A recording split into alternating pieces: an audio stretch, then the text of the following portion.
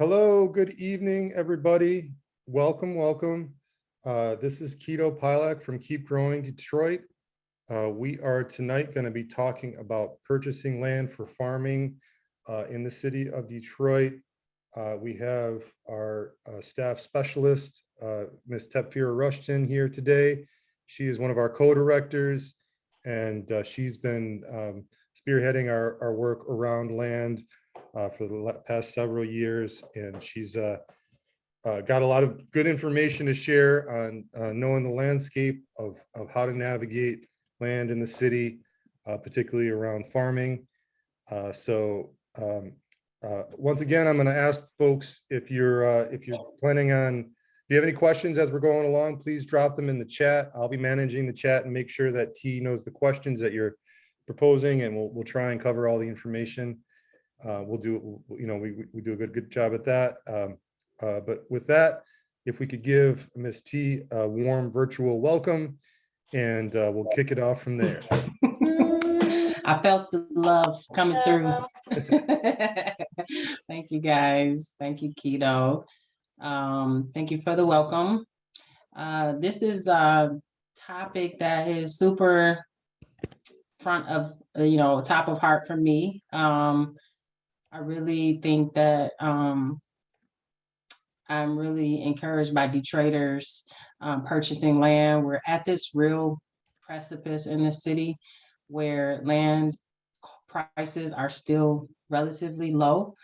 That's not going to be forever. If we look at some of the trends in other major cities, I look at Philly, I look at Cleveland. I have a friend in Philly who is looking at a lot that is $10,000. So our lots are still relatively cheap. And I really want Detroiters to be able to take advantage of that market right now. And so that's why that's top of heart for me. Before we jump in, though, I did want to tell a couple stories that will add context to the PowerPoint here. One is kind of my first real understanding that gardens were somewhat at jeopardy in the city. I have been living in a neighborhood where there was a lot of vacant land. I didn't really see it as a resource that was dwindling at all. Some of you may have heard about the Birdtown Garden in what was the Cass Corridor. That garden, really, the story of that garden really brought to my attention kind of the vulnerable position that a lot of us are in. A lot of us see a vacant lot in our neighborhood, on our block. We want to do something better. We want to see it looking better. And we like vegetables, so we think about starting a garden. And we don't really take the time to think about who owns the property and, if that's something that we can acquire. Birdtown did the same thing. They were growing. They actually had a lease with the city at one time. The lease expired. The neighborhood was, in disarray, so they didn't really think that they needed to go through the formal process of purchasing the land, right? And so their land was actually purchased from under them by a neighboring business, who then demolished the garden and put a parking lot there. A lot of us, Keto was there included, we were advocating for that, but there was nothing we could do because they never went through the formal process, right? And so that was like the first time that I was like, oh, some of us are at jeopardy. Then I started hearing stories about gardens that, they were gardening on land. Again, they didn't own it, and the city came and demolished all their fruit trees or just demolished all their raised beds because the city, let me turn my phone on, sorry guys. Because the city didn't know who owned, who was caring for that land, right? And so that I just wanted to set the context. I'm not sure if you may have a similar story, but feel free to have a discussion in the chat and Keto, let me know what people are saying. Are you in the process of purchasing land? Or have you had to navigate the land bank? Where are you at in the process? If you want to share in the chat, and maybe Keto can bring those to my attention as they come up. Okay. But let's jump in. Let's see. All right, so I am I have a lot of links in this PowerPoint, because there's a lot of information here and there. Keto, would you mind dropping this guide to acquiring land in the a lot of the links will be on this guide right here. If you can drop that in the chat. Yep. Do you have it? Yep. Okay, so here's our agenda for today, and here's kind of the process and the overview for acquiring land in the city and what we're gonna do. We're gonna talk a little bit about which lots are ideal to purchase. So site selection, how would you pick a lot? What is land security and the different levels of land security.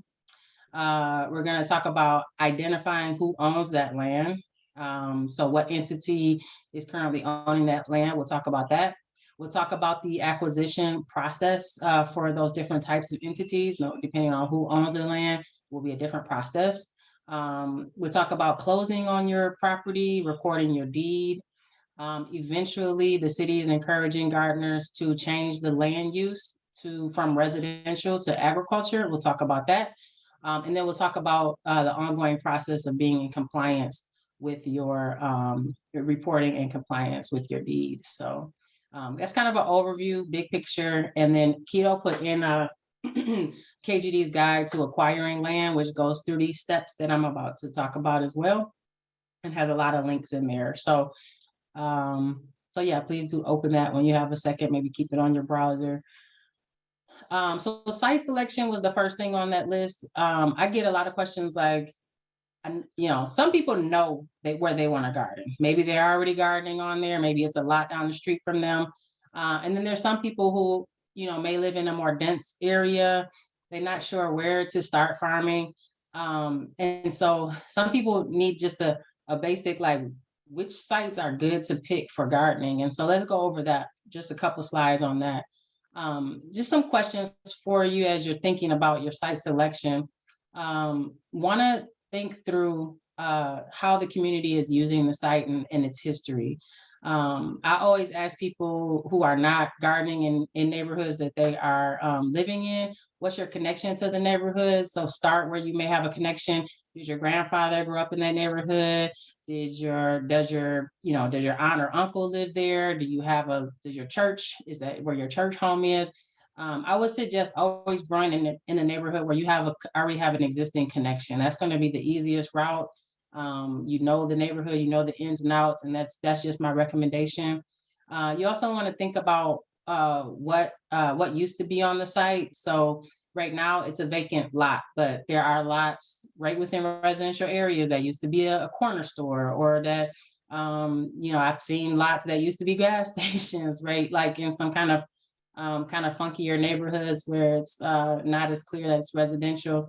I've seen lots that, there's a football game on there every summer. They do the neighborhood football game. So how is the lot being used by the neighborhood? You don't want to select a lot that you think is empty and you think it's vacant, but the neighbors have made a use out of it, right? So, because then you just made some enemies, right? So how are the neighbors using it? What's adjacent? What are the structures next to it? Are you okay? Like, is there a vacant structure next to it? Are you okay with being next to a vacant structure? Something to think about. Are there the first lot that I was gardening on? I'm gonna show you guys some pictures of that. But there was an existing footpath where the neighbors are going from this block to the next block and using that vacant lot as a pedestrian path. So you'll see that classic diagonal line going through the lot. That lets you know people are using that land, or maybe people are driving through the lots to get to the other block. You want to be aware of that. For me, I incorporated the footpath within my design so that people knew that they're still welcome to cut through that lot that I was gardening on. So thinking about how the community is using the lot, remember to consider you might be driving down that street today, but remember, try to drive by at different times. Drive by in the spring, drive by in this fall, drive by in the morning, drive by in the evening, because what happens at different times in the neighborhood, um,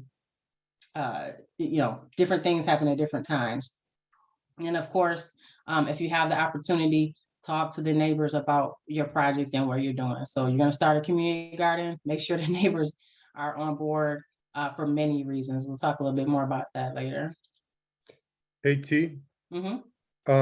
So there are some folks who've been are talking about their scenarios. Okay. When you get to I don't know when's a good breaking point to talk about that, but just let you know when you want. Okay. I'll Okay. leave. Yeah, I'll look in there. Say as soon as we get through the site selection. Thank you. Okay. So a couple other things to keep in mind are the ownership and the zoning, and that's what we're here to talk about today. Who owns the land that you're got your eye on? We'll talk about how to identify ownership in a couple slides, but how is it zoned? And that matters because you're going to have a lot easier time developing a garden on a residentially zoned lot than on a commercial lot. It's not impossible, but gardening on a commercial lot is going to likely require you to go through a special land use hearing, which is about $1,000 and takes about a year to conduct. So I always say, and also for a number of reasons, commercial sites obviously may have had more contamination on them. It may have been a store, it may have been a gas station. I think when people opt for a commercial lot, I kind of I try to encourage them not to pick that lot, but not that it's impossible. It's just a little bit harder. What is the size of the lot? So there are some parcels. Most parcels in Detroit are 30 by 100, maybe a 30 by 120. That's the average size lot, give or take a driveway or something like that. But there are some parcels that are irregular shaped. So there are some oversized lots, which which the land bank will charge differently for. And it's not applicable to every program that they have. And I'll talk a little bit about their programs more later slides, but something to keep in mind, is it a regular shaped lot or is it an irregular lot? Are there multiple lots? You see a big swath of land. How many lots are on there? I'll show you how to discover that if you don't already know. Is the land actually for sale right now? So the land bank actually has this really cool listing map that's pretty new. I actually kind of want to toggle over to it, and I'm sorry that this is disruptive, but toggling from the PowerPoint to the actual map might be kind of cool to see. This map right here, I just want to show you real quick, and I'll go back to the PowerPoint. But because this is a kind of cool use, and something we've been asking for and advocating for is to have some more transparency around what's going on with the the lots and are they actually for sale. So on this map, you'll see that you can actually kind of uncheck the ones that are just houses. So that will always go through and uncheck the houses. It's going to show you all the houses. We're just going to focus on vacant land for sale. And then I'm also going to check lots here unlisted. So just for example, in this neighborhood here, the lots that are listed, meaning that these are the lots that are in their inventory and they're listed in these different categories. And then the lots that are unlisted. You see the difference there, right? Okay. So so this is just a cool map. You can zero down into neighborhoods and look, for example, what category this lot. If it's green, that is going to be in the side lot inventory, for example. And so I just wanted to show you that map, and you can play around with it. I'll put the link in the chat right now. Okay, so that's a good tool to play with, and we can go back to our PowerPoint. All right. Oh, you know what? I never figure out how to go backwards on a PowerPoint. How do you go backwards on a PowerPoint? Um, Oh, it always just goes forward. So I always have to go out and go back in. yeah, Is there a backwards button? Do you know? I'm gonna should be left arrow. go. Left arrow, Do maybe. do you have arrows in your right? I have arrows in my right. I just stopped it and went out. So Works too. we were on this slide here. Also, something to consider is there a development plan for the area? So we already know that I mentioned we're in this precipice where there's still a lot of available land, but we do know that we're seeing increased development, and that's some of what's driving us at Keep Growing Detroit to continue to advocate for land ownership, because we are seeing more development happening in the city. We don't want gardeners to be displaced. Keto, if you could drop that link just so I don't have to keep going back and forth, toggling back and Yeah. forth. I'll toggle on some things, but this one is the land review map. I'm gonna actually I have a slide later on up that really goes into depth about that, but just so you have it, that tells you if you're in a project hold area where the DLBA is not releasing land. There are a few other categories in there. We're gonna talk about that later. And then, of course, you're all gardeners on the call. And if you're not a gardener, some of the basic things you want to make sure is the site getting enough sun? Do you have access to water? Is there, and that's a big one. People sometimes don't think about how they're going to get water to their site. Is there is there a way for you to get a vehicle full of compost on the site? Is there any trash on the site currently? Any history of dumping that you see or that the neighbors are talking about? Stick a shovel in there. Is there, huge chunks of rocks that you're gonna have to navigate around? We're also always advocating for a soil test. So let's take a quick pause and let me see what's going on in that chat that you mentioned. Do you have a few that you wanna? Yeah, okay. I am in the Grand River and 96 area. I have land behind my house that I want to ask about. I was wondering how to get the address. Okay, great. Great. We can do that together. Actually, we can do that right now. So any others? We're gonna go through and how to get the address and all of that. Well, this one might be the same. Hold on, let's see. Next to my house, there are 3 lots, and 2 of them are my lots, but in between these lots, there is 1 lot that belongs to the city. And on the other side, there is a vacant lot. I would like to purchase both of them. They all belong to the city of Detroit. What can I do? Okay, we're gonna put a property application in for all 3 of them. You said one is owned by the city and one of them is a vacant lot. So was there a difference in that? But if they're all owned by the land bank, we're gonna put in one property application for all 3. And we'll go through that process together. Okay, Amelia, we're gonna go through that.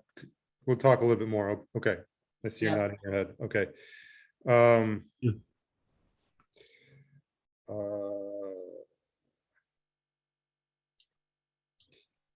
This one might be kind of hard, but we'll put it out there anyways. How do we find out about the past history of a lot?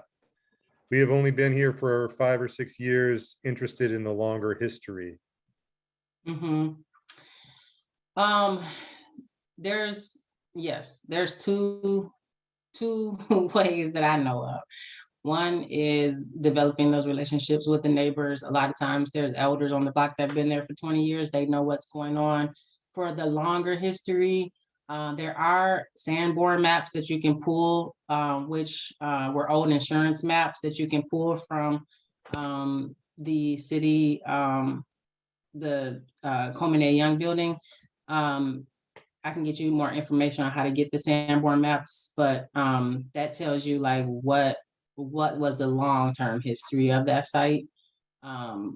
We look at those in rare cases in those commercial lot areas, or if you have a suspicion that there was a business on the lot and you want to know that, for contamination purposes, I would suggest looking at that those maps. So just a real quick point about, we're talking about soil testing.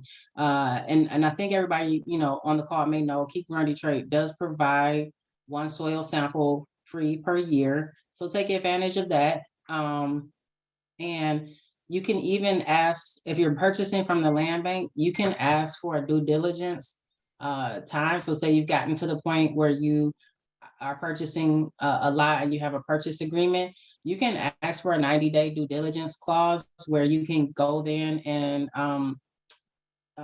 take the soil sample, have plenty of time for the soil results to get back, because the last thing you want to do is purchase a lot, spend your money on the lot, and you find that it's contaminated, because now all the lots in Detroit are sold as is, just like a car.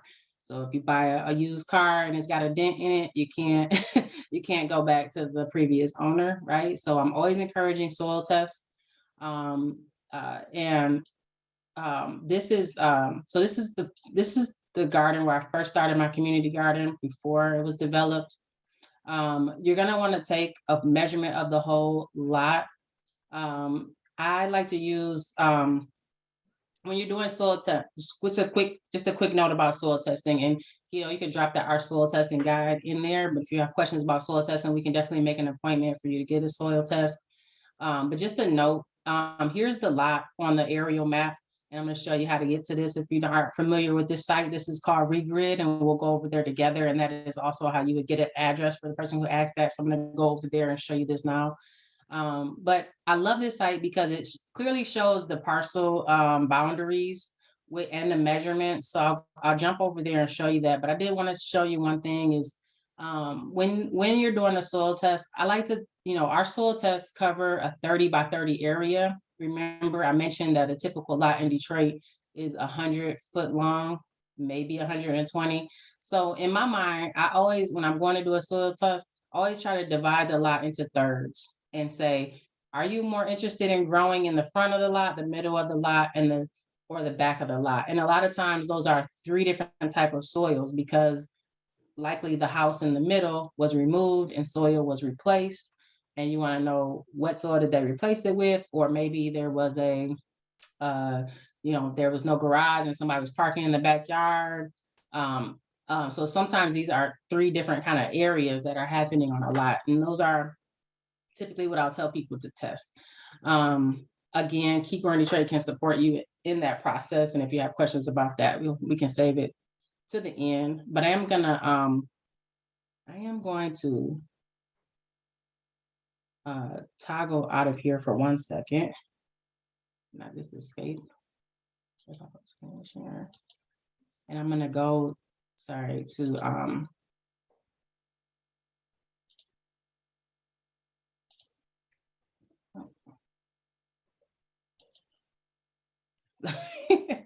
sorry, going too far in the PowerPoint. There we go. I was trying to escape without. Let me go over, and I want to show you that site.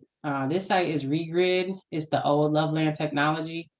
And this is the parcel that we were just looking at together. A few things that are really cool is that they do give you the actual address, right? And lots of other information. So for example, on this lot, I headed, they'll give you, you'll start, I would sign into a free account, and you can go to Detroit. You can kind of zoom into your neighborhood. You can find your cross streets. You can actually type in your address. If the parcel is around the corner from you, for example, type in your address, and you can zoom in, and you can kind of by parcel, look and see. So for example, I was living, like here or something. So I knew the parcel was here. And then once I know which parcel that is, I click on it and I can get the address. I can also get the owner of the property. And just a note that these sites are often updated like yearly. So if perchance somebody had purchased it this year, it might not be fully updated. So we'll talk about how to get the moment to moment updated. You'll go through the Treasury office, and I'll talk about that again. It'll tell you how it's zoned, residential vacant. And it also will tell you the acreage and frontage and the width of the property. Did I pass it? Yes. Wait a minute. Yeah. The depth and frontage, here it is right here. So this lot is 35 by 100. So it's a really, really, really cool tool, and it's free. You should sign in. You can get different kind of layers. This is a satellite view. So I just wanted to show you that tool real quick. All right. Okay, we'll go back to the PowerPoint. All right, really quickly, let's take a quick pause. You want to start a community garden. So you're in your neighborhood and you see these 4 lots. Let's talk about them really quickly. Somebody throw in the chat, what is an observation that you're making about picture 1? Somebody tell me, you're looking to make a community garden. You pass this lot. What's an observation that you're making about picture 1? Let me see, find this chat. Abandoned Yes. vehicle. Yeah. Carla said abandoned vehicle. Yep. There's a path worn into it. So somebody's using this lot, right? Somebody is using this lot. Let's look at lot number 2. What are some observations that you can make about this lot? Jasmine said, yeah, somebody could be living there. Carla said no access. Good. Yep. Trash. Yep. One thing I see on this one is these intentional logs somebody put in front, right? So somebody cares something about that space. So before I went in and with all my plans and all the things I want to do, I would definitely figure out who's laying these logs. Somebody took time to lay those logs to make sure nobody's rolling on there or dumping. Let's figure out who that is and maybe make a ally with that person. Any observations on lot 3? What do you first see about lot 3?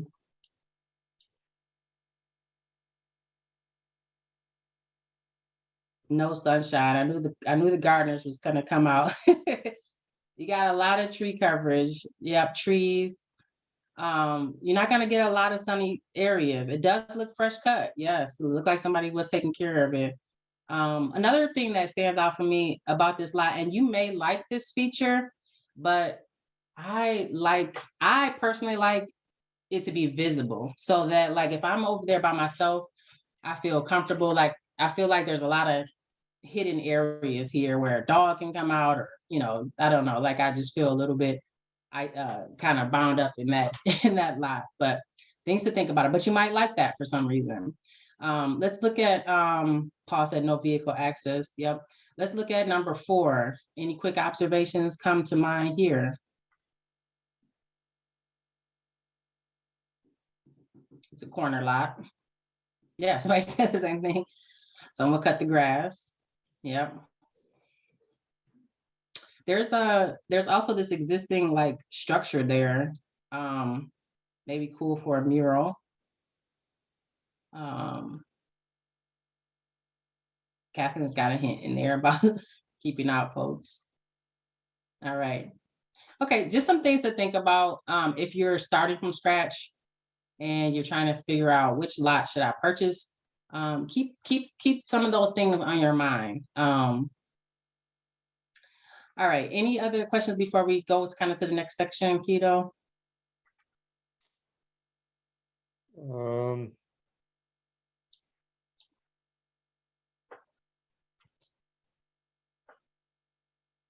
I did it. I went backwards.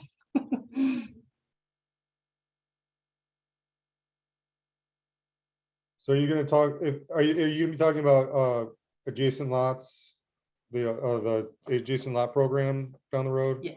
Yep. Yep. That's coming up. That's coming up shortly, actually.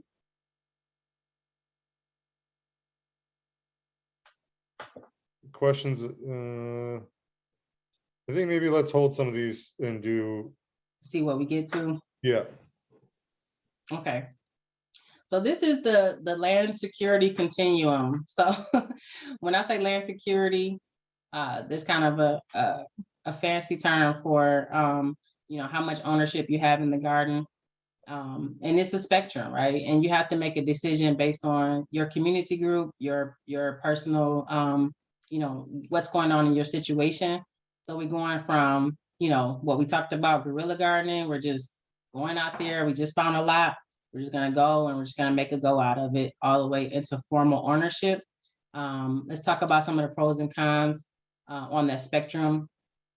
So we found a lot. We are not going to worry about who owns it. We're just going to start gardening, right? The pro is, hey, very simple, very inexpensive. The con is, we talked about, you can be terminated at any time, which means that, you lose all of your investments in the property and all of those blood, sweat, and tears that you put into the garden. I have had some very sad situations. I've had people been working the garden for 3 years. The first year they didn't think that it was going to be, so successful. They just started a project. Now they're 3 years in, they don't own the property and somebody purchased it from under them. And they have to move. And I've had people call me crying about it, and it's really nothing I can do at that point, right? So let's keep going. If you know the owner, you could get permission from the owner. You can get oral permission, not necessarily writing any contracts, just kind of doing a handshake deal. That's very simple, very inexpensive.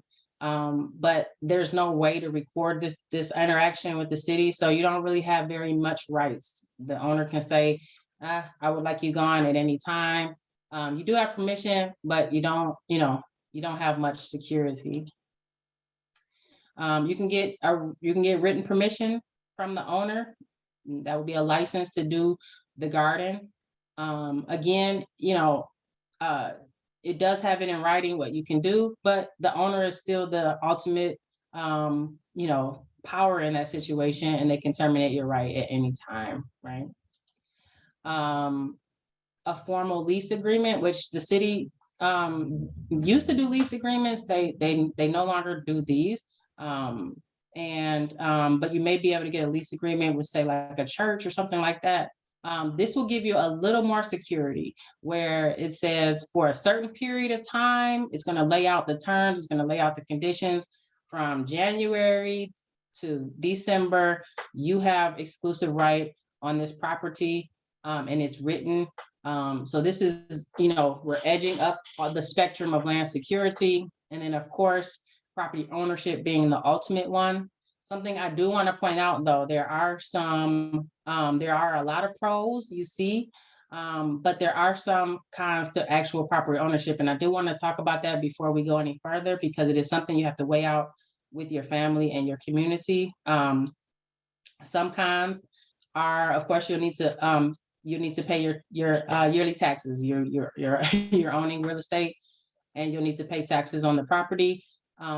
Taxes on a vacant lot can be about $20 to $30 a year, so it's not too exorbitant.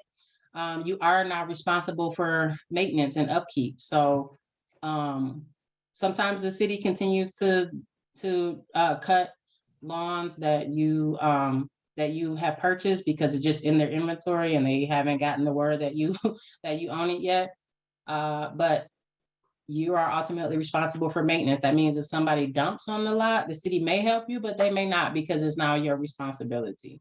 You're responsible for any liability for injury. If somebody falls on there, you could be responsible. So you may want to consider, if it's a high traffic area, maybe you put it in your LLC, so you limit your responsibility, your liability.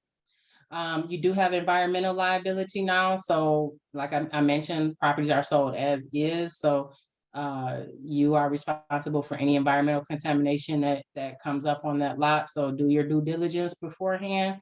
If you did a soil test beforehand, that's due diligence on that property.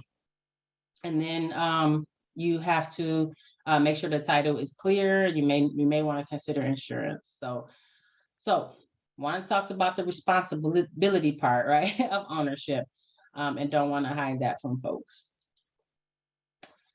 All right, so a lot of these links are in that first document that I gave you. These are how you will identify ownership. We just talked about regrid, and I showed you that example. The city also has a portal like this, which is pretty similar to regrid. I tend to use regrid because for some reason the city portal, it doesn't load right on my computer, so that might be just my personal computer. But it's pretty much the same as regrid, where it gives you all of the dimensions of the lot. It gives you the ownership.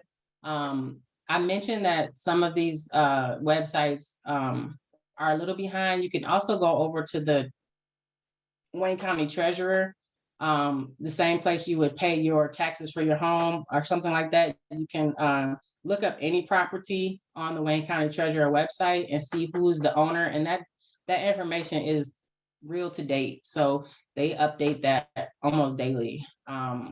So yeah, here's what that website looks like. You just enter the street address and the street name.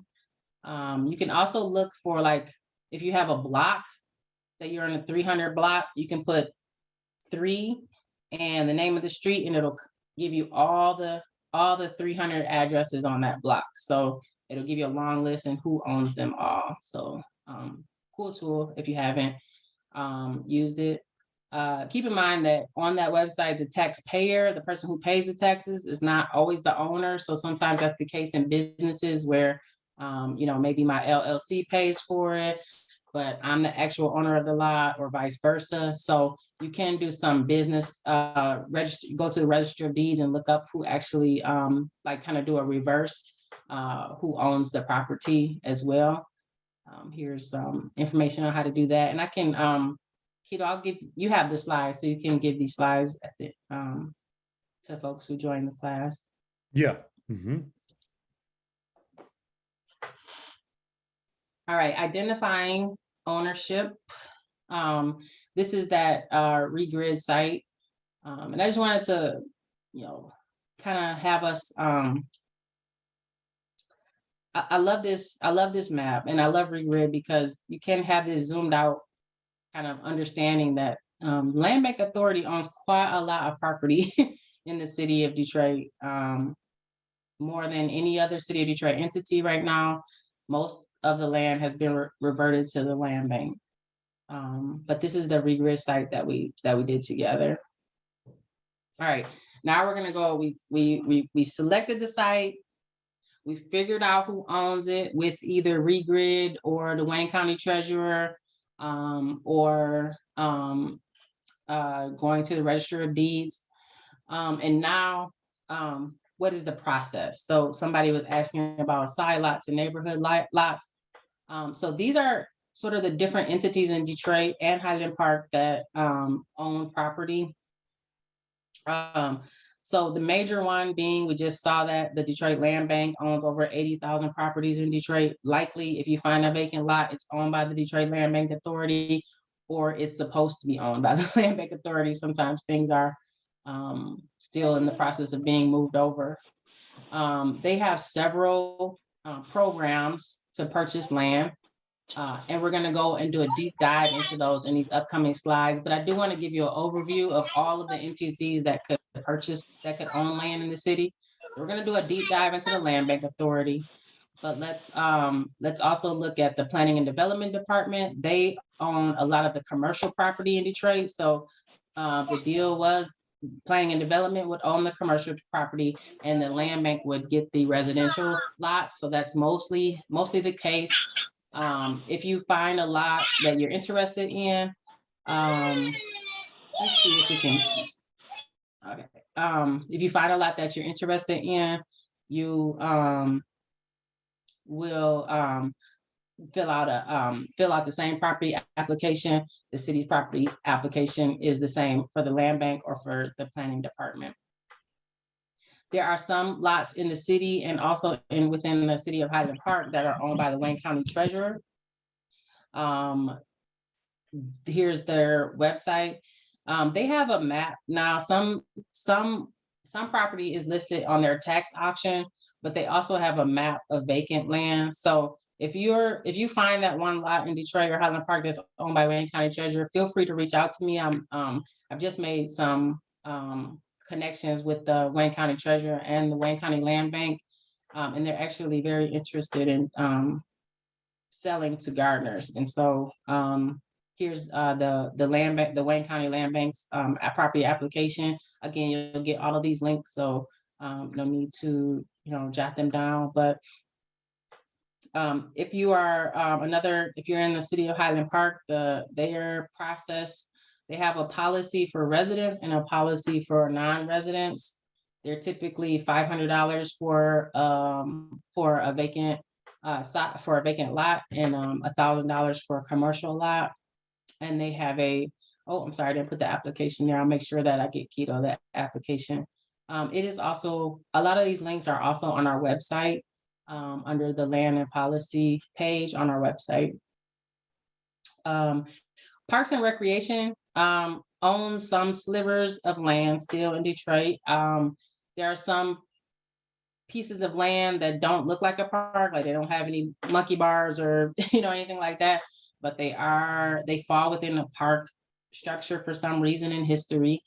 Unfortunately, there's no clear path to ownership. I know of one person who's purchased from Parks, and I think they got in with a loophole.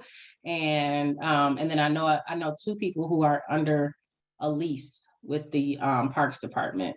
So there's no clear path. You may be able to get a lease, but there's some in ways that you have to make. And then of course there are several hundred private landowners. I do recommend that you seek counsel from a lawyer if you're looking to purchase land from a private owner, so that you have all your ducks in a row on your contracts. So all right, let's go into the DLBA deep dive. Any questions before we do this deep dive? Well, couple, I just want to say for the group, Darian had a good question just for folks to know. What kinds of water access are typical for city lots? I responded in the chat, none, because that's pretty much the case. I mean, the one thing is you and I were having a conversation with somebody who was working with demolition, right? And there was a conversation about trying to keep part of the water line intact, so it was easy for people to reconnect, but I don't know if that really got anywhere. Yeah, I was trying to get, and I'm still trying to get, I am trying to advocate, because construction crews can use the fire hydrants. You can get a fire hydrant permit, even a seasonal fire hydrant permit. I did look into that for gardens. They said, oh, it's for a garden. Oh, no, you can't do that. I'm not going to accept that. So Yeah, I'm that would be actually, easy to fix. yeah, I'm going to, I'm doing some research on other cities and how they permit their hydrants, and I'm going to present the case to Detroit that we should do the same thing, but we're not there yet. Obviously, you can tap the line, which is now costing $10,000 to $15,000 is the quotes I'm seeing lately. Rain catchment, Keto can talk a lot about that. He supports the WaterWise program and manages that program, and we help people. We have a manual if you want to do it yourself. A lot of people, when I first started out, I was dragging buckets down to my lot and praying for rain. Any other thoughts that come to your mind, for watering? No, I mean, definitely, we have a whole video that we did earlier in the season that I talk about the rainwater catchment and how to figure that out, which includes rain barrels, Ashia. But if you're thinking that through, you can reach out to me. I'll drop my email in the chat. A few more questions here. Let's see. For City of Detroit PD&D care of DBA land, do you know if there is a high success rate for gardener applications?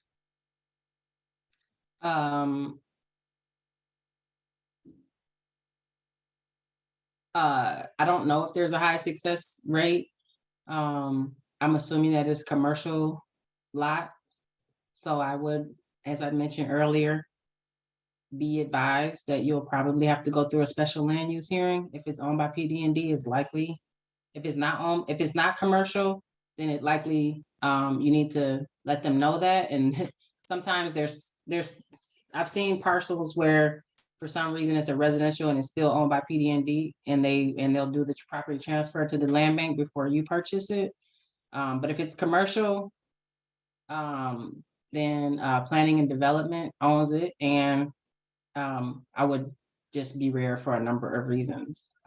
But if you are committed to purchasing it, yeah, please do go through the process. I'm happy to support if you have any snags in your application. I do have a couple of contacts there.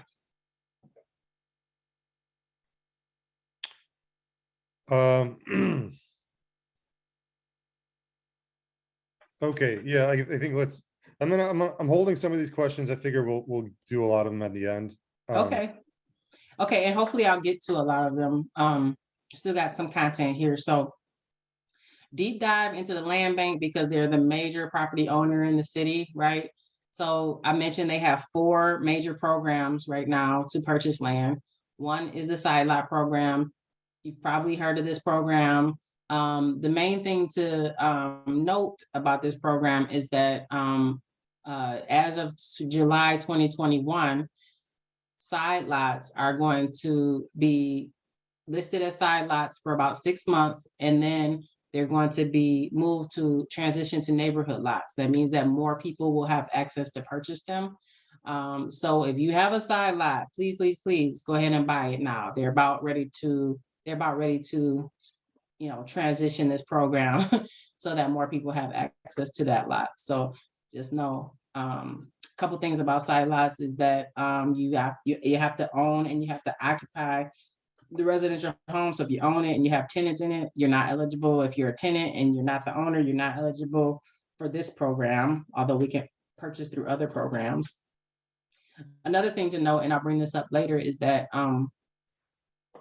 if you want to buy a land and it is listed in the side lot inventory, you can still purchase that land, but they will take the extra effort in a few months to send a letter to each of the neighbors adjacent asking permission, because they technically have first right of refusal over that property. So just note that if you're randomly buying a lot and it is a side lot to a home, you may want to make friends with that homeowner, if that makes sense.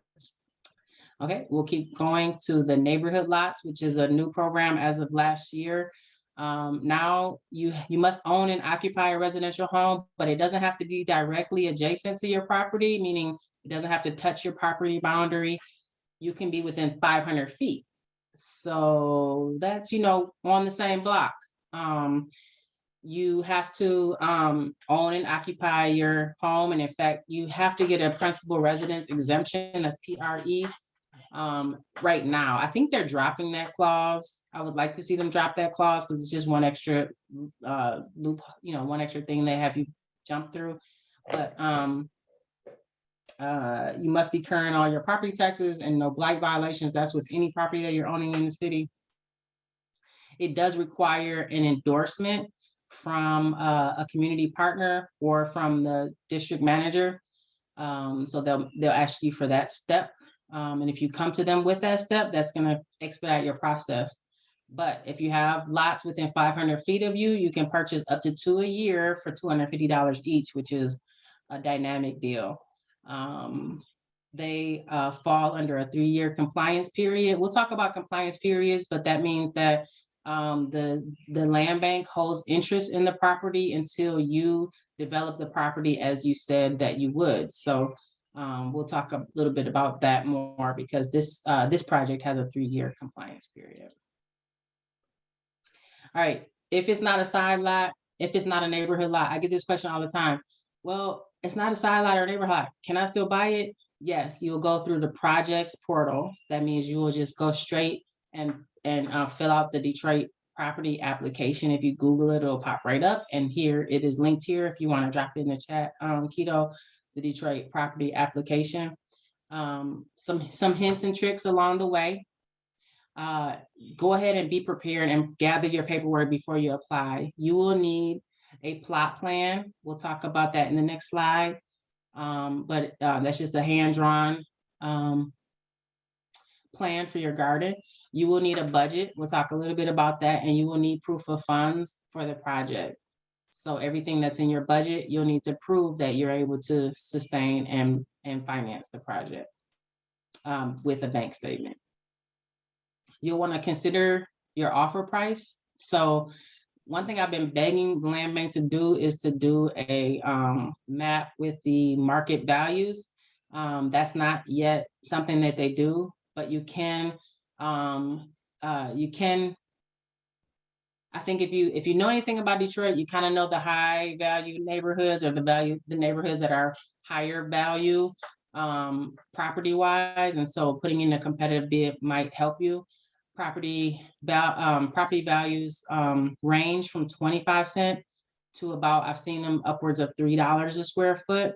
So in the high value areas, we're talking Corktown, we're talking all along the boulevard, like off of Belle Isle, we're talking Rosedale, we're talking even Brightmoor is getting up there. We're talking definitely like the Van Dyke Agnes area. What is that called? But all of those kind of Jefferson Chalmers, definitely all of those pop-in neighborhoods are going to be upwards of $3 a square foot. So you can do the math. We just said that most lots are 30 by 100. So that's 3,000 times 3. So we're talking upwards to $9,000, but on the low end, 25 cents times 3,000, you could get a lot for $750 in the right neighborhood. Here's the property application. I think Keto dropped it in the line. Be persistent. This process, you're going to put in an application. One major thing that I am hoping that the land bank hears us say is that you really have to be persistent. Like, it's not like you're going in to buy, any product on the shelf. You have to take charge of your case. You have to be, follow up with emails. You have to be very proactive in this process and do not give up. If you are approved, you will receive a purchase agreement.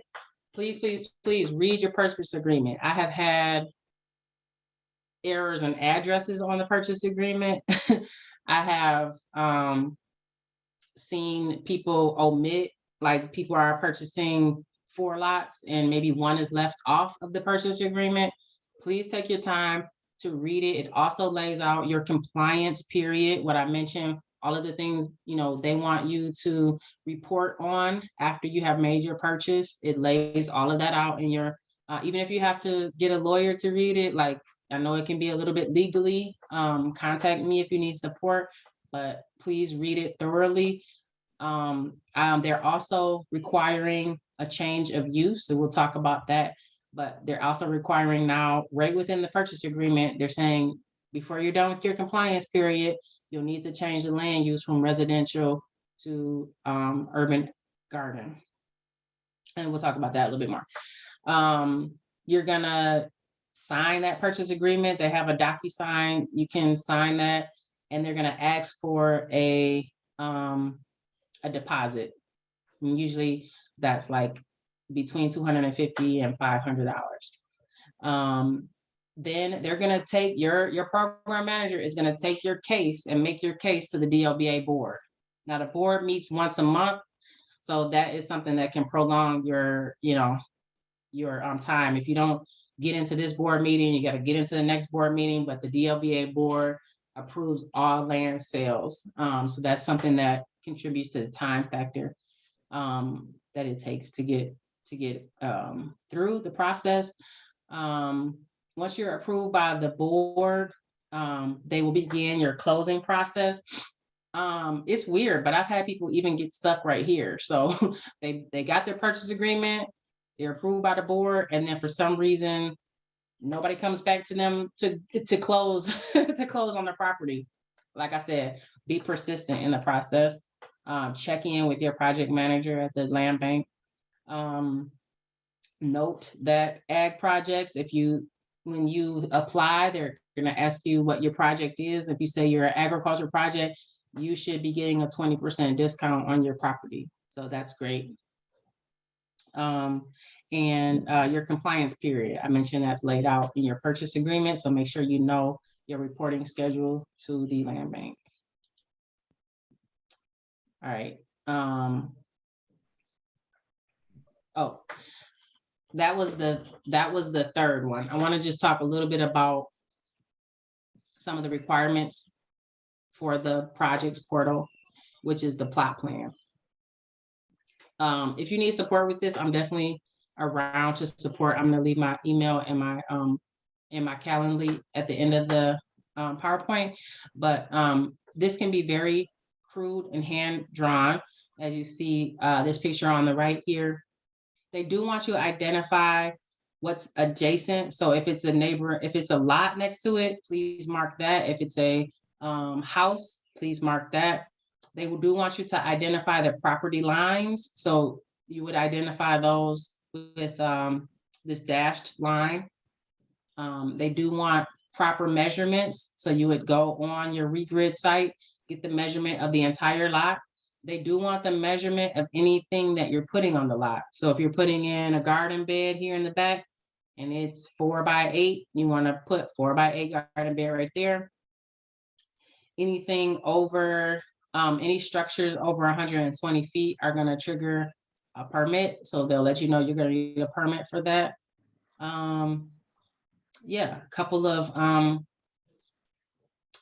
hints. If you can drop that plot plan guide into the chat. Got you. Yep. And let's see, a couple of hints. Oh, I always tell people just stay conservative, because whatever you draw in this plot plan is what they want to see at the end of your compliance period. And it's also what you should submit your matching budget to. So for example, if I say, I want to do a gazebo, it's $1,000, and I want to do a rain catchment system, that's $2,000, and I want to do, you know, a swing set, and that's $3,000. Guess what they want to see from me? They want to see, what did I just say? $6,000 in my bank account. So if you don't have $6,000 in your bank account, don't put $6,000 worth of infrastructure on your plot plan. Does that make sense? So even if you don't have it in your bank account, or you don't have an award letter from a grant, leave that part off, okay? Until you do. You can always go through and update your plot plan later, but if you know that you have $1,000 in your bank and that's what you're planning to spend on the garden, they're going to want to see your actual bank statement at this point, because this is the catch for big time developers who say they're going to do this and this and that, and then they don't do this and this and that because they don't have the money. So they're treating you just like a developer in the city, okay? If you're growing on multiple lots, go ahead and put all of your lots in one project plan. All right. You can use a very simple budget, but just if you haven't done much budgeting, you're going to want to list out your item. You're going to want to list out the amount, and you're going to want to list out the source. If it's in kind, so say you got a grant from your church to do a water catchment system, still list that out and show the grant letter from the church. You can tell them you're getting all your seeds and plants from the garden resource program. Whoop, whoop. You could tell them you're getting 2 raised beds from Keep Growing Detroit, and you're buying 4, so it's going to cost $200. And so in this example, I'll need to show them a bank statement with $680 in there. Okay. Okay, so we talked about side lots, we talked about neighborhood lots, we talked about projects, right?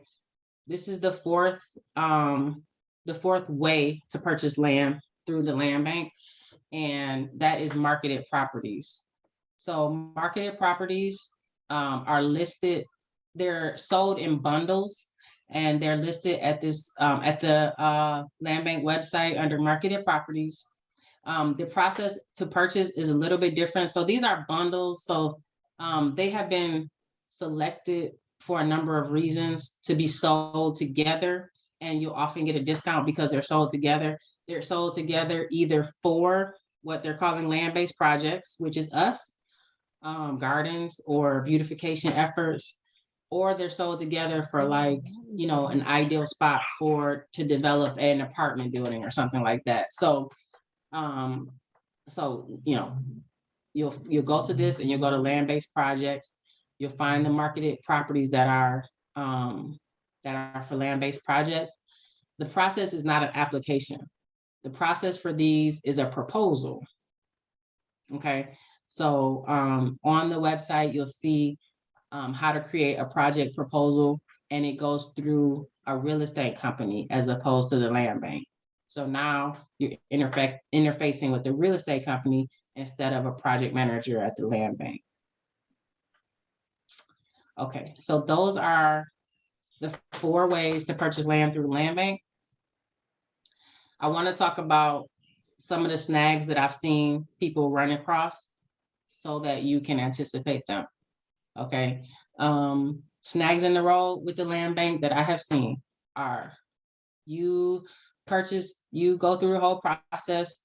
Your project manager says it's now 3-4 months in, and your project manager comes to you and tells you that there is a lien on the property. That means that the land bank took out a loan with MISHDA or another organization, usually MISHDA, to demolish the home that was on there, and they can't sell it to you until that demolition lien expires.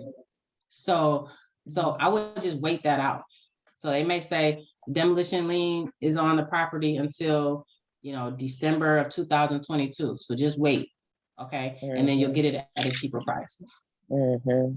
If you're eligible for a side lot, the land, I mentioned that the neighbors will have first right of refusal. So I have seen people, want a lot. They talk to the neighbors, and then when the land bank notifies the neighbors end up buying that lot for $100. It's really sad.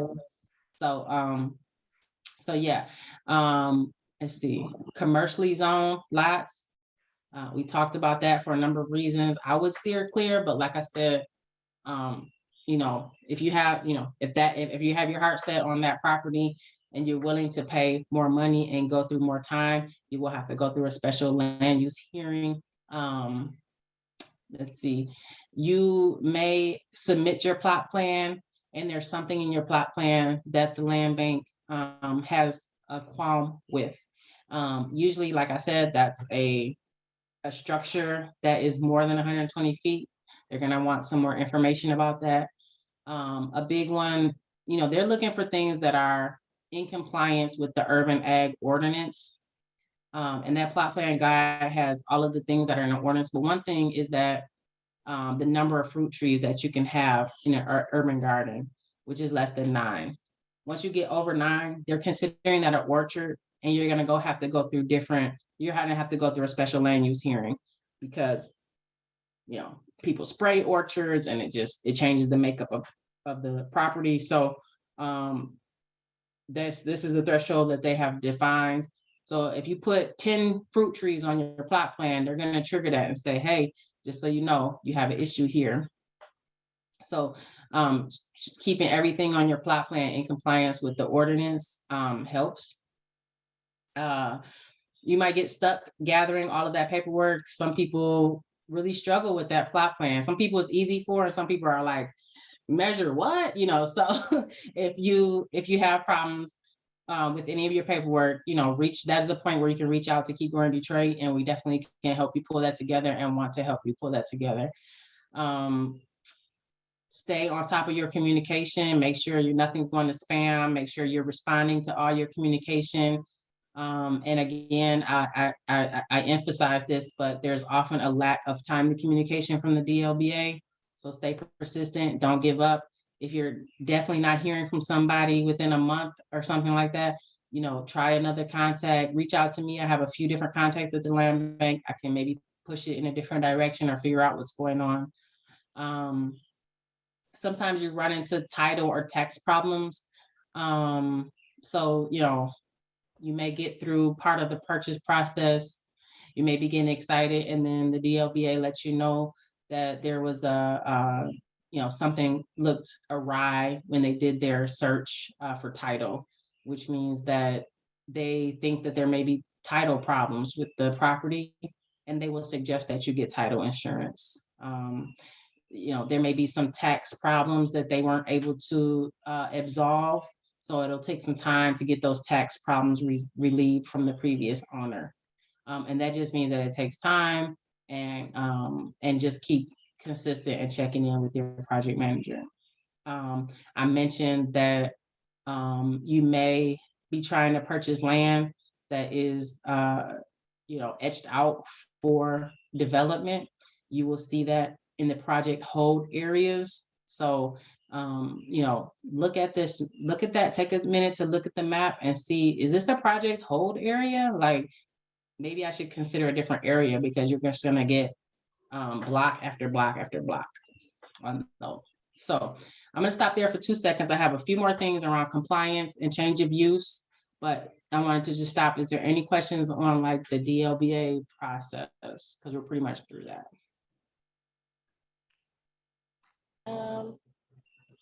I had a question. I had typed it in the chat. I had bought a house, and then they offered me the side lot next door, and I got the side lot, but I ended up selling the house and keeping the side lot. Would I still be eligible to basically buy the other adjacent lots next to the lot that I purchased?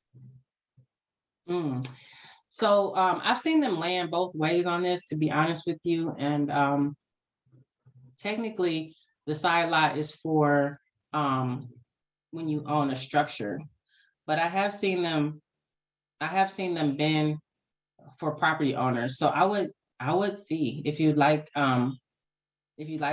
me to, if you want to send me an email with the address, I can check in with our contacts there and see if that would be eligible for a side lot purchase. If not, you can go through the projects pipeline for that. That's an interesting situation. Yeah, okay, thank you. Yeah, no problem. Here's that map. If there's other questions, but I just wanted this is the next slide, is that map that I mentioned, that the land review areas. So you'll see this is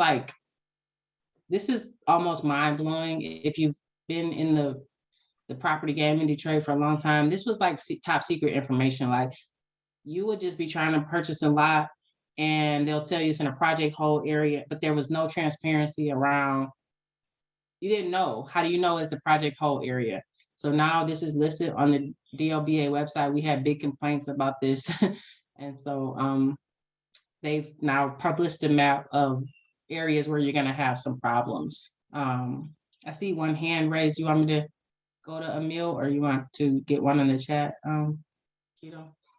I was just copying that link. Hold on 1 second. Okay. It's up to you. Do you want to take a question, or? Yeah, I'm down. Emil, did you still have a question? Yeah, I have a question. I was one of the first questions that I asked. I own the house, and I own 2 lots after 1 lot's vacant. They tore the house down recently, back last year, no, about 2 years ago. And so I own 2 of the lots on the other side, but there's a lot on both sides. They both belong to the city. And I actually called the city to see if they were for sale.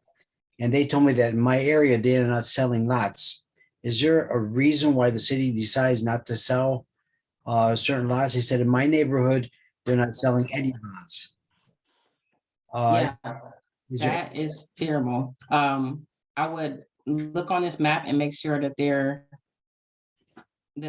what the person that you talked to at the city, it was accurate. So I would zoom in on this map and see these are the 4 situations where they won't sell land. or they have conditions on the land that they sell. The big one is project hold areas. And that is for usually for some type of big development. This is you've seen this Keto with the Herman Kiefer site, or that's a project hold area.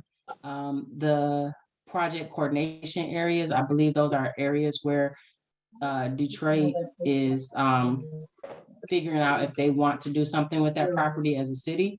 And so there's a hold on that for that reason. I'm in the Delray area where they're building the new bridge. Oh, And well, I'm just curious if any way I can. yeah, I'm sorry, there's some backdrop from someone else.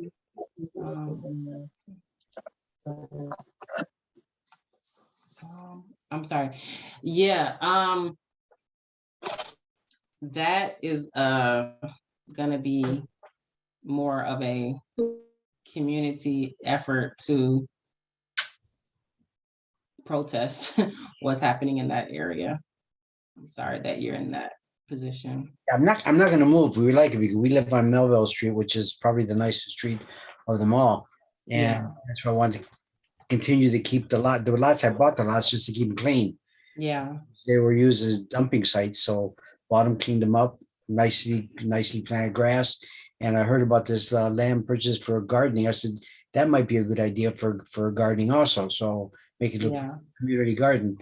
But just curious if You could, I would definitely soil test, and you could guerrilla garden there. And I'm calling guerrilla garden, just set up your garden and not own it. I would just suggest that you don't invest heavily into it. So I wouldn't put like a bunch of structure that you're putting a bunch of money into. You want to put a few raised beds that you don't mind, moving if somebody does purchase it. If, Maddie Maroon does purchase your lot, you could go that route, and likely the project hold is going to lift because they figured out all of the plans that they want to do there. But that may be a few years, honestly, with that project. okay, well, thank you. Yeah, sorry about that. No problem. Tanya? Hi. Hi. Quick question. So I have a residential property and vacant lot in the McDougal Hunt area. Mhm. I initially submitted application for the lots through the land bank's maybe neighborhood lot program. And the application was denied. So I submitted an application for a community garden. They said that a community garden was not intended use and that it was actually a project hold area. Then when I contacted the planning department, they said it actually is not a project hold area, and that I needed to resubmit my application or actually develop a proposal, specifically for the site, and that they would, then again review it. So my question is there a template that you have ever used or can recommend for that type of proposal? Yeah. I saw that there was a link for the marketed properties that you just shared. Yeah. I would. Who do you know the ownership? Is it the land bank or? Yes, it's the land bank owns over 500 parcels in that neighborhood alone. Mhm. Yeah. So that's interesting, and this is what I'm saying. That's what I was saying to Emil. Like, sometimes there's a lot of information out there, so sometimes depending on who you talk to, you're going to get different information. So I would definitely cross-reference that. Like you said, the planning department said there is actually no hold on it. So I would, as I told me, like, just definitely cross-reference it to maps that they have. And this is actually a map from last year. So there's a current map on their website. So if it's a land bank property, you should be going through the property application, and you should have gotten a application ID on the property application. Yep. And you can type in that application ID and get a status update if you haven't done that. The status updates tend to be very vague, which is one critique I have of the land bank. And I think, but if you would like, I can ask our land bank contact if they can look into the case.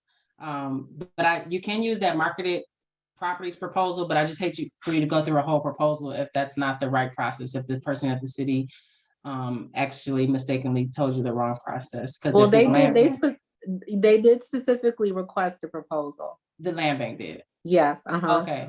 Okay, so Yeah. maybe they're selling it as a marketed bundle then. So yeah, that link, would you mind grabbing that link for Tanya? Keto, it's on the marketed properties slide. If you can Okay, grab it, and it's not linked, so if you copy it, it may go in there. And that is also on the website. So I grabbed it off of the website. If it's somehow broken or something, we can get it before you get off the call. Okay. Okay, I appreciate it. Thanks. And I Yeah. want to share with everybody, like when dealing with the land bank, be persistent and very, very patient, because I've gotten so much misinformation. It's actually a little bit sad that, they don't have, streamlined process for a lot of this. Yeah. Yeah. And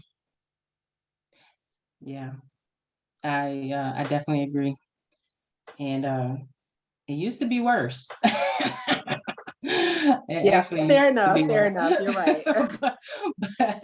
but so I'm actually they are actually partnering with a group called Community Progress, and they're requesting some feedback. And so if folks have feedback that you'd like me to take in that room, they're been invited to a table to give some feedback. That's why I've been kind of collecting that in my mind. Like, here's my critique, like your time, so anyway, if you have specific critique, please do email me. I would love to take it into that room.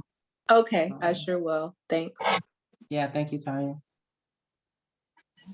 Okay, I have just a few more slides, and then you want to go into open Q&A, or is there some specific? I have just a couple more slides left, and then we'll get through the whole thing. If you go through the land bank, they will record your deed as a part of the closing process. But if you don't go through the land bank, please make sure you take the time to record your deed with the city. So here's the information on how to do that. You go through the Wayne County to record your deed, and here's some cost information. We mentioned this, we keep mentioning this process change of use. This is interchangeable with a garden permit. So in order to change the land use, you will fill out a building permit, and you can do that online. They have an online system. There's a link there. You can also do a paper copy and take it to the Development Resource Center at BC. Let's see, there's a couple of reasons why you would want to change the use. The biggest one being it's usually embedded in your project, in your purchase agreement to do so. The second reason is that there are things you can do with your land listed as an urban garden that you couldn't do as a residential property owner. For example, as a residential property owner, you cannot have a pile of compost on your front lawn, but as an urban garden, you can. So as a residential property owner, you if your garden is still listed as a residential property and a compliance officer comes by, you will be ticketed for that.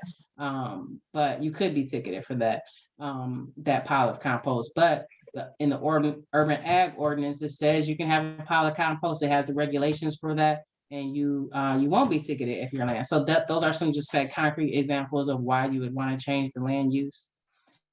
Before you change the land use, if you're having multiple properties, you'll want to do a lot combination, which you would combine all of the lots under one address, and you'll do that with this parcel revision form. Again, a lot of these links are on our website or on that original doc I gave you. That is done through the Register of Deeds, and you'll combine those lots. Yes, so this is the actual last slide. So I just wanted to big up a project that I'm involved with called the Detroit Black Farmer Land Fund. As we keep growing Detroit, as we started to notice, as we started to really track and understand like that the city was, experiencing some development, and we wanted to make sure that, that land was not being, people were not being, gardens were not being displaced. We did come at that with an equity lens, and we saw that it was just easier for white farmers to go through the process. It had the capital often ready, were able to navigate the processes. We started a special support for Black farmers in the city to make sure that they understood the process, and the application for capital investment in your farm. The application is here, that just launched, and it is due July 25th. If you need general technical support with land acquisition, I am down to support anybody, Garden Resource Program member or not, with technical assistance with their application or the acquisition process. Here's my email. You can also book an appointment with me to talk about your specific case, or to help, draw out your plot plan, or whatever support that you need. Like I said, I am very determined to make sure that Detroiters get this land, as opposed to folks coming from outside of our city and even outside of our country purchasing the land in Detroit. And finally, another resource for you is financial support with change of use. So change of use permitting that we just talked about costs $150. KGD did get a small grant to start this process of gardens changing the land use and coming into compliance with the city. That we know that that's a barrier for some people. So if the $150 change of use fee is a barrier for you, I still have about 15 slots to support people financially with getting a change of use, and we can walk through the process together. So yeah, here's if you are interested in financial support for that, please fill out this form. And I think, Keto, you can throw that in the chat. Yep. Okay, that is my final slide. So if there are broad questions for the group, I think definitely want to address that. If there are specific questions and we have time, we can address those, or we can talk offline. Like any questions in the chat, Keto? Yes, there are some questions for sure. Okay. If I acquire a side lot by quitclaim deed from previous owner who bought it from the land bank, can I still go through the parcel combination process? Yes. You need to record your deed formally. You had a quick claim deed. I think you need to record that deed formally, so you're listed on the deed. There is a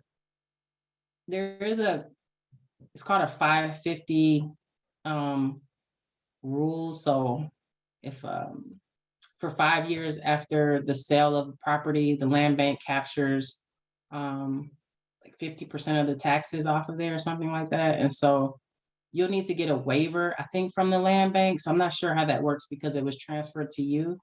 But I would definitely fill out that parcel revision form. And if you're having any difficulty, I can connect you with someone there to figure that specific situation out. Okay, I am on the Detroit Land Bank site and I went into the programs tab, but don't see any current map. Where do we find it? Is that the land use map, the land review map? Is that what you're looking for, or the all listings map? Carla, you still there?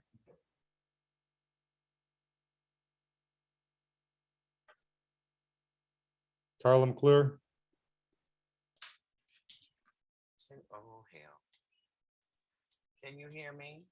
It's a little bit quiet, but I can hear you. Okay, so I'm on the map and I went to the land review areas. So it would show, I thought it would show the same map that she had showing us. She said it was from last year, but that's not what it shows you, because I clicked through each of the tabs because I was under vacant land. It's land reuse and then vacant land, and you can see all the side lot, neighborhood lot, blah, blah, blah. Last tab is land review areas. Yeah, so yeah, but you don't get, you see none of these tabs show you a map. Yeah, here's right here. Yeah. It's kind of hidden, right? Yeah, they want It's me not to an see active it. map, but you can, at least see the street boundaries. And then the other map that we show was right on the first page, the all listings map, which, like I said, this is relatively new, or at least new to me. I hadn't seen this before. And here's where you can see what's actually for sale, and what program it is inventory in right now. So for example, like with this, like if you're on here and you see that it's a side lot, you're gonna know that those neighbors have first right of refusal, right? Or you see that it's in the neighborhood lot inventory, you know, it's just good information. And just and if it's unlisted, doesn't mean that you can't purchase it. It just means it's not listed in their inventory right now, and that you would fill out that property application. Thank you there, bud. Mhm. Okay, let's see. I'm just kind of filtering up, but if you want to reiterate your question in person, come off mute, feel free. I'm just kind of jumping through here, and I'm some of these, Josephine was like, doing a lot of answering the questions. Shout out to Josephine. Thank you for contributing to the conversation. I think that was really helpful. Let's see. Appreciate that.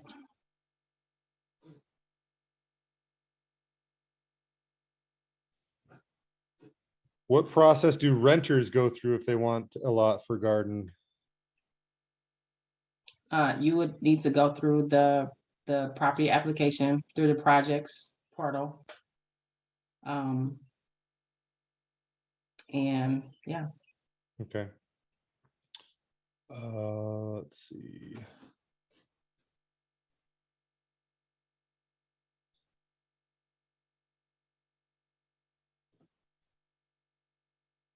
I'm not sure if we covered this one or not, but I'm gonna put it out there. I heard mention about lots that are not directly touching my lot.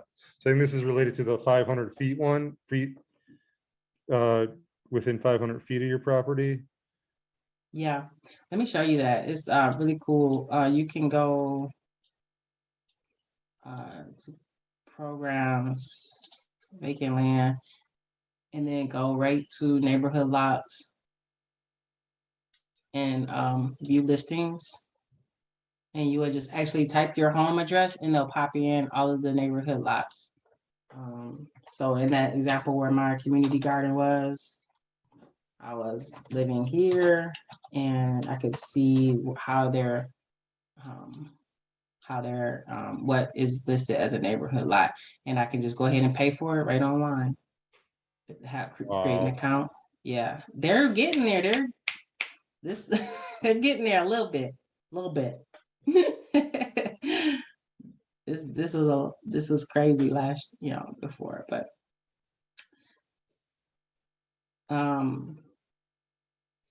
yeah, I saw something in there about the neighborhood beautification grant, and please go get that money. You definitely have to be an entity, so they're not gonna give it to individuals. So you have to be a 501c3 or I think a LLC applies. There was some information in our last newsletter. I can try to pull that up on how to apply, but block clubs. That was my question. This is Tanya again. Okay, I saw that they had an informational session today. Yeah, And then there's another one on the 30th. So I missed today, so I wasn't sure if you had more information. yeah, I can, yep, I have the link to that other one. Is that, you need the link to the second one? Hold on, it's in my inbox. That would be good. Yep, sorry, you got all my, let me stop sharing. I'm gonna go in my inbox and get the link to the second one, but if there's any other questions, feel free. My neighborhood lot was my neighborhood lot, Paul, this is Paul, Paul Pam. My neighborhood lot application was turned down last year because I didn't have a PRE filed by June 1st. If I apply again this year, when will Land Bank meet to consider it?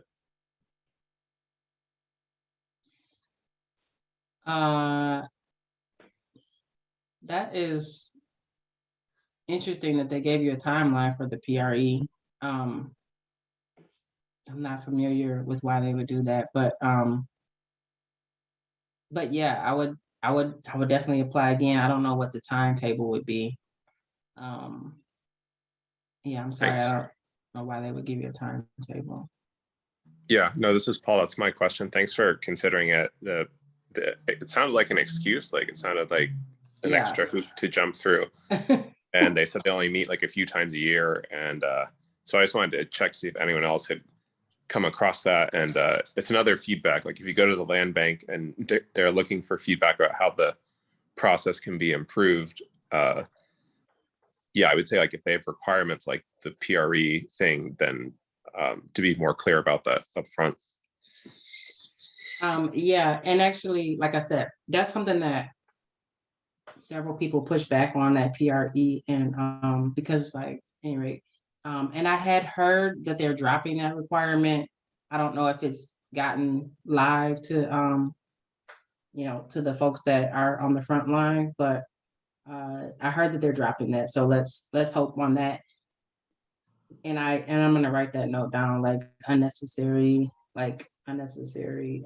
loophole, hoops that you have to go through. Thank you. No, thank you. This is all great information. Absolutely. There was also a question you had there about soil testing. I mean, if it's a vacant lot and nothing's going on there, I don't think there's any. The question was, can anyone test soil on land even if you don't own it? I mean, just be discreet. If you're trying to like eyeball it. We do it. Okay. You turn the recording off. No, we do it all the time. Technically, I don't think, technically you're supposed to, with land bank property, you're supposed to have gone through that and asked for that due diligence. That's why I said it the right way, but get a soil sample, please, at some point. And if you get a soil sample, if you're doing commercial, or a couple people ask about commercial, we do soil sample, and we soil sample for organic matter, but also for lead. And that soil sample is about $30. We do one for free. There's a soil sample from Cornell that's like $55, but it tests for all of the heavy metals. So if you're doing commercial, I definitely recommend that you get that higher, one that's testing for all the Michigan heavy metals.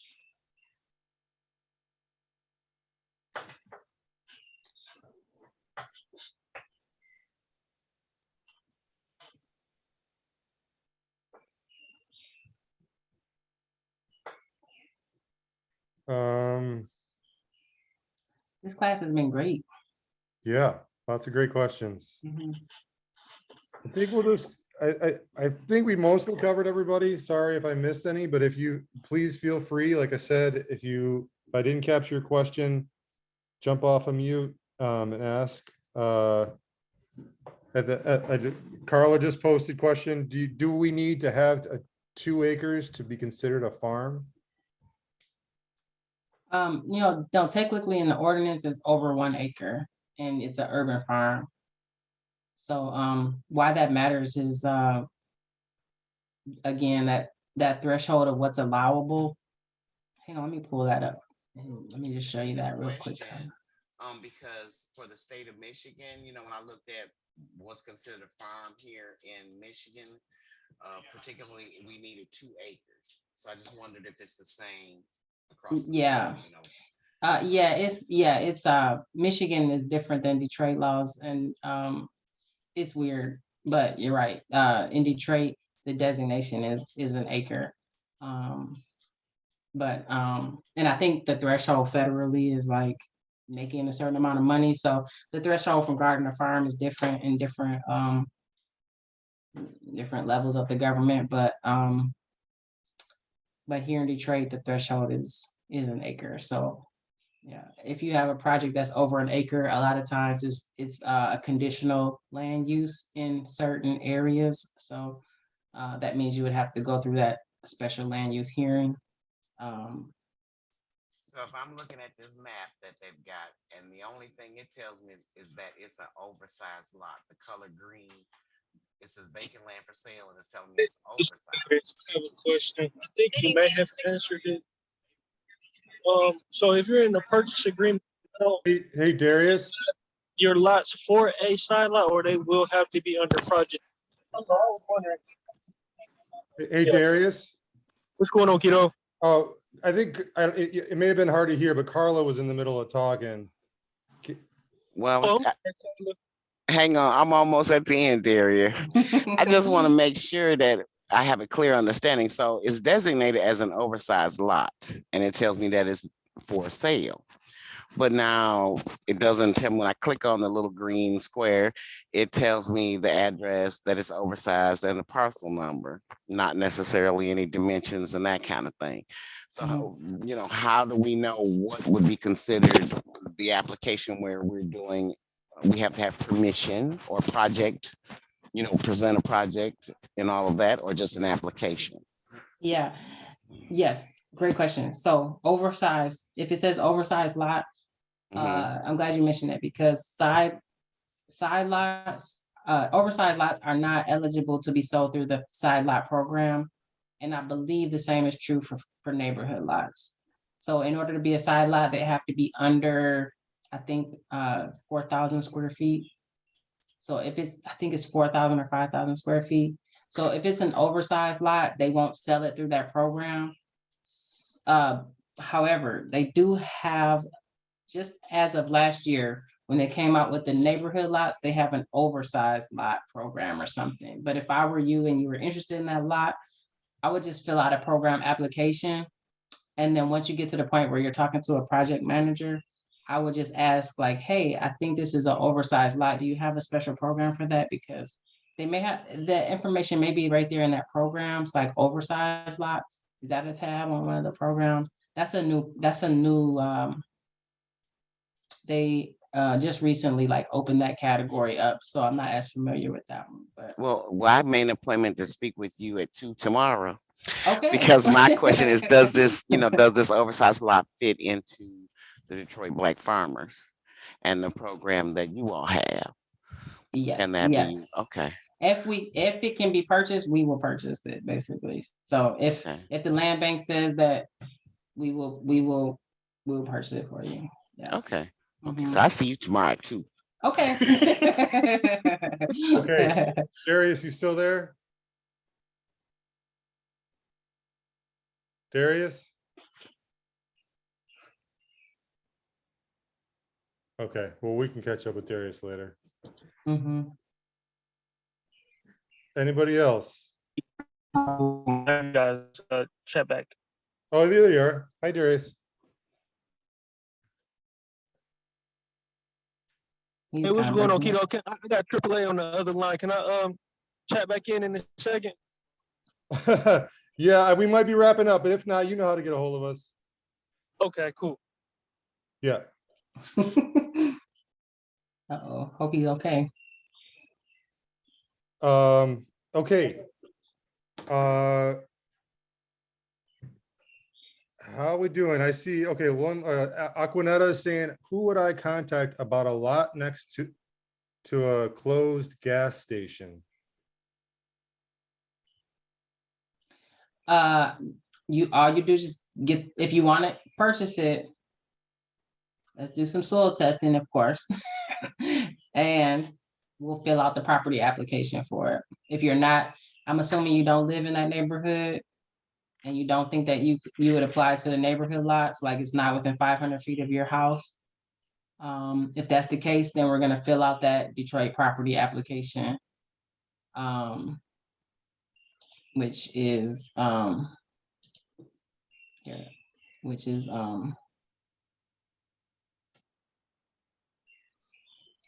Here, let me just find it for you real quick.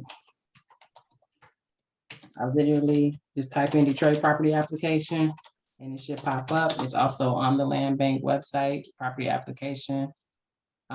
Start a new application.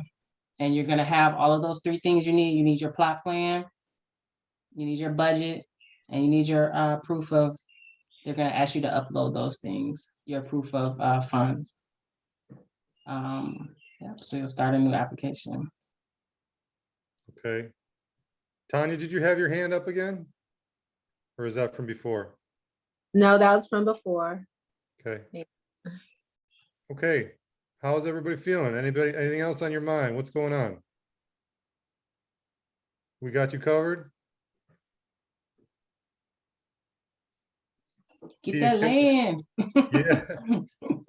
Nice job once again, T. There's so much information here. I think it's like, and so for all you guys, just to remind everybody, this is being recorded. We'll have this up on our YouTube channel so you can listen to it a few times and let that information sink in. We'll also share the slides via email. If that's all, I think we'll wrap it up for the night. Sounds good. Keto, I just wanted to hop on real quick to just say a quick thing.